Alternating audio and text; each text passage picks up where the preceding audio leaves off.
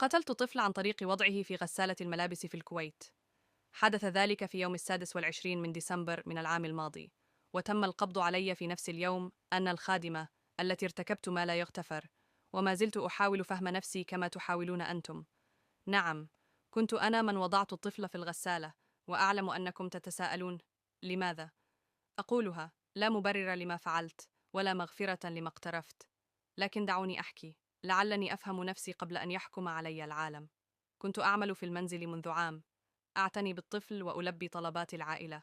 بدا الأمر بسيطا في البداية، لكن الوحدة والضغط انهال علي كجبال ثقيلة. كانت الأيام طويلة، والليالي أطول.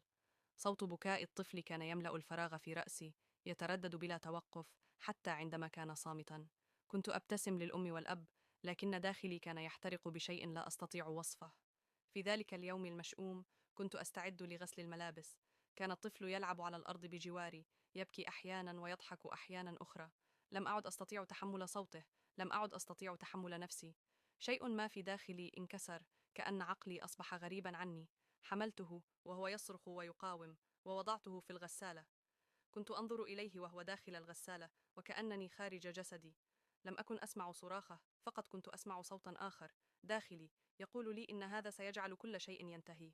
كنت أضغط على الزر وأراقب، وكأنني لست أنا من يفعل ذلك. عندما هرعت الأم والأب إلى الغرفة، خرجت وكأن شيئا لم يحدث. حاولت أن أبدو عادية، لكن جسدي كان يرتجف. لم أعرف حينها هل كنت خائفة من اكتشافهم أم من نفسي. الآن أنا هنا، في غرفة تحقيق باردة، أجيب عن أسئلة لا أملك لها أجوبة. لماذا فعلت ذلك؟ لا أعرف. أكنت أكرهه؟ لا، كان طفلا بريئا. أكنت أكره نفسي؟ ربما. لكن هذا الطفل لن يعود، وأنا لن أخرج من هذا الظلام. لا أتوقع أن تفهموا، ولا أتوقع أن تغفروا. أنا نفسي لا أفهم ولا أغفر.